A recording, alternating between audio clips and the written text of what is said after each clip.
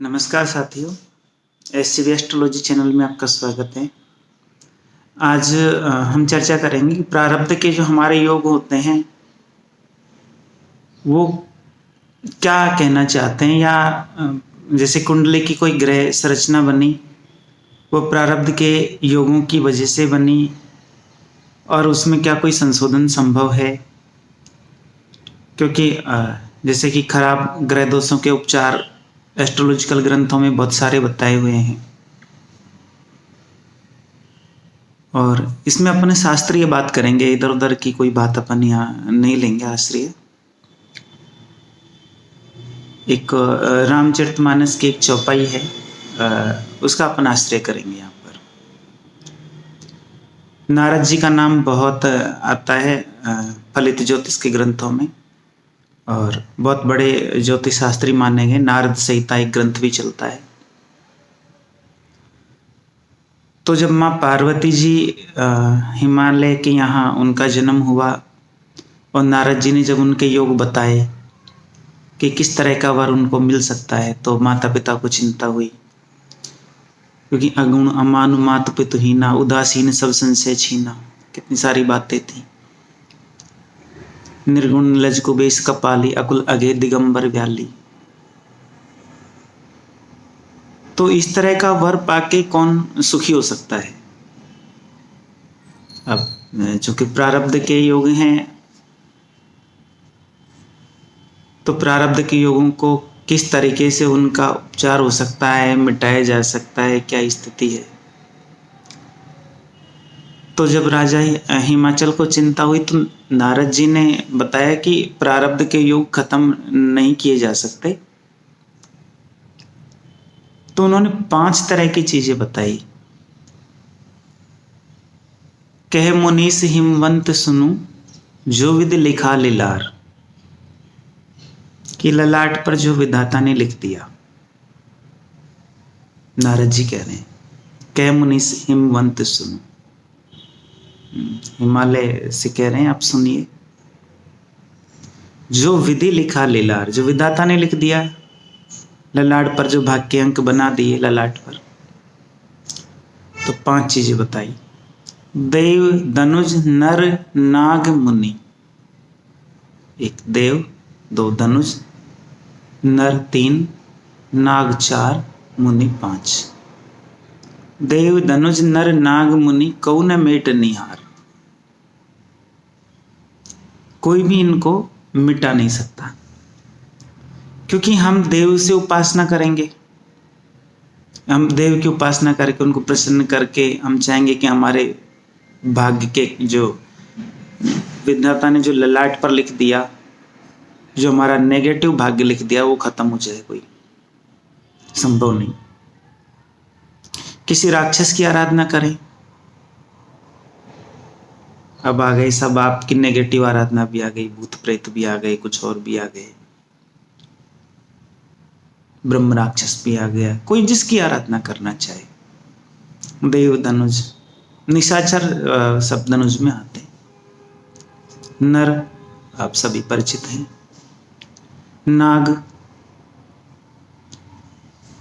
एक हमारे यहाँ एक नागलोक भी माना गया है। और जैसे कश्यप ऋषि की जब शादी हुई तो कद्रु और वनिता उनकी 2 पत्नियां थी। कद्रु से 100 नागों की उत्पत्ति हुई। नागों का एक कुल चलता है। इसमें तक्षक, वासुकी जैसे बड़े बड़े नाग भी शामिल हैं। वो भी आपके लिखे हुए अंक जो भी विधाता ने लिख दिए, उनको वो नहीं हटा सकते। देव धनुष नर नाग मुनि। फिर हमारी एक बात जाती है मुनि। हम 2 जगह ज्यादा आराधना करते हैं, या तो हम देवता की आराधना करते हैं या हम मुनि का आशीर्वाद चाहते हैं कोई। यहाँ पर प्रेमानंद जी महाराज जो प्रवचन देते हैं, तो वो बहुत सही कहते हैं कि यदि हमारे पैर छूने से किसी का कल्याण हो जाए तो हम पैर लंबे कर देंगे, इनको दिन रात छूते रहो। लेकिन कोई भी वो भाग्य के नेगेटिव योगों को खत्म नहीं कर सकता। देव धनुष नर नाग मुनि, कोई कैसा भी मुनि हो, बड़े से बड़ा मुनि हो, वो भी खत्म नहीं कर सकता। इसलिए जब हम क्या चीजों का मर्म समझ नहीं पाते, हम या तो किसी को डोक देंगे, बोले आपकी कृपा चाहिए, वो कृपा से योग खत्म कर ही नहीं सकता हो। किसी का हम आश्रय करना चाहें कि वो हमारे नेगेटिव योगों को खत्म कर दे, संभव नहीं है। देव धनुष नर नाग मुनि को न मेट नहीं हार, कोई भी हमारे प्रारब्ध के कठिन योगों को मिटा नहीं सकता। फिर एस्ट्रोलॉजिकल ग्रंथों में इतने उपचारों की चर्चा हुई, इसका भी एक लॉजिक है इसके पीछे। मृकुंड ऋषि के पुत्र थे मार्कंडेय जी, अल्पायु थे। मृकुंड ऋषि ये बात जान गए थे, एस्ट्रोलॉजर थे, बहुत बड़े एस्ट्रोलॉजर थे, जानते थे, मृत्यु का समय भी जानते थे। तो उन्होंने अपने पुत्र को जैसे ही उसने सुधि संभाली, 3-4 वर्षों का हुआ, नित्य गंगा जी के तट पर ले जाते, वहाँ कह रखा था कि जो भी मिले उसके पैर छुओ, जो भी मिले उसके पैर छुओ, आशीर्वाद लो, आशीर्वाद लो। ऐसे एक दिन सनत कुमार जी का आशीर्वाद मिल गया, आयुष्मान भव। तो बोले महात्मा ये तो अल्पायु है और आपने आशीर्वाद दे दिया इसे। सनत कुमार बोले हमारा आशीर्वाद का तो मूल्य है, तो हम इसको उपचार बता सकते हैं। अब देखिए सनत कुमार जी ने दूर नहीं किया, मुनि है, लेकिन उन्होंने उपचार बताया। उन्होंने कहा भगवान महादेव जी की आराधना करें, मृत्यु का समय आए तो भगवान महादेव जी की पिंडी से जाके लिपट जाए, यमराज भी आएंगे तो भी कुछ नहीं बिगाड़ पाएंगे। ऐसा ही हुआ, नियत समय पर मृत्यु आई, यमदूत आए, कुछ नहीं कर सके, यमराज आए, यमराज भगवान महादेव जी के पास गए। भगवान महादेव जी ने कहा मेरी आयु में से कुछ इनको दे दो। तो मार्कंडेय ऋषि अमर हो गए, जो अल्पायु थे अमर हो गए, क्योंकि भगवान महादेव जी की मृत्यु का उम्र का तो कोई ठिकाना नहीं, कितनी आयु उनकी है, मृत्यु ने छू भी नहीं सकती। तो मार्कंडेय ऋषि ने फिर महामृत्युंजय मंत्र की रचना भी की।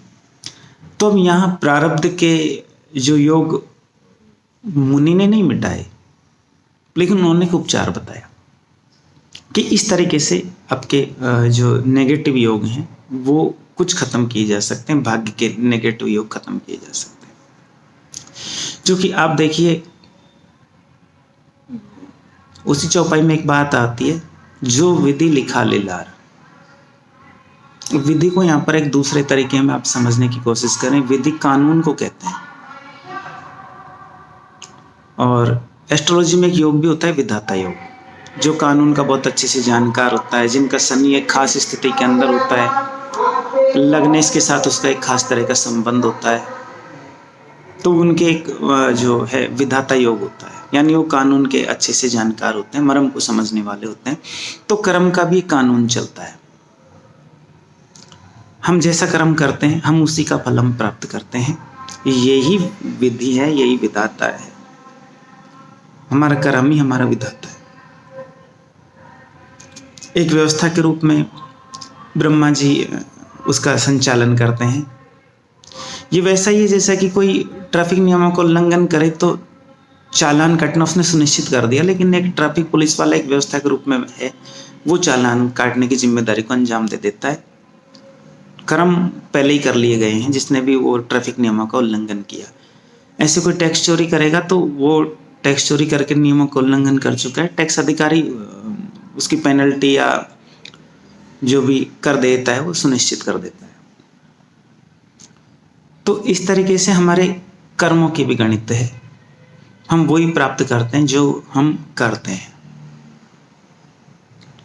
और जो विधि लिखा लीलार, तो विधि वही लिखता है, विधि मतलब कानून, कर्म के कानून। कर्म के कानून ने हमारे मस्तिष्क पटल पर, ललाट पर रेखाएं बना दी है और उनमें संशोधन संभव नहीं है। आप किसी के पैर छुओ, कुछ और करो, संशोधन का तरीका जरूर है। और तरीके के रूप में आप भगवान महादेव जी की आराधना कर सकते हैं, गौ माता की आराधना कर सकते हैं, सेवा कर सकते हैं। सेवा बहुत नेगेटिव योगों को खत्म करती है। दुखी प्राणी की सेवा है, गौ सेवा है, भगवान महादेव जी की सेवा है, भगवान हनुमान जी महाराज जी की आराधना है, भगवान के नाम का जप है, और खुद का आचरण यथासंभव अच्छा रखना है। यथासंभव अच्छे आचरण के साथ आप भगवान नाम का जाप करोगे, संत मुनि महात्माओं की आप सेवा करोगे, तो एक अस्तित्व के अंदर इस तरह की व्यवस्था है कि कहीं ना कहीं से कोई एक ऐसा आशीर्वाद दुआ आपको प्राप्त होती है, या कोई एक ऐसा तरीका आपको प्राप्त हो जाता है, या कौन अदृश्य रूप में भगवान महादेव जी की आराधना आपके लिए भी कई बार कर देता है। क्योंकि भगवान महादेव महाकाल है, जो काल के प्रभाव को हटा सके वो महाकाल है। हमारे जितने ग्रह गोचर हैं, ग्रहों की गणित है, दशा महादशा की गणित है, सब काल के हिस्से है। और जब महाकाल तक कोई जाता है, इधर उधर की बातों में प्रपंचों में बिल्कुल भी नहीं पड़े कि जो अलग अलग पंथ बने हुए हैं उन पंथों में ना जाएं। जो भगवान शंकराचार्य ने 5 देवों की आराधना बताई, उन 5 देवों की आराधना ही करें। भगवान महादेव, श्री हरि, माँ दुर्गा, गणेश जी और सूर्य भगवान। इन 5 देव की आराधना से ही आपको इच्छित फल की प्राप्ति हो सकती है, या आपका जो खराब प्रारब्ध है वो टाला जा सकता है। हाँ, मुनि नहीं टाल सकते, लेकिन मुनि के रूप में कोई गुरु हो और वो आपको अपना ले, वो भी आपके प्रारब्ध के योग टाल सकता है।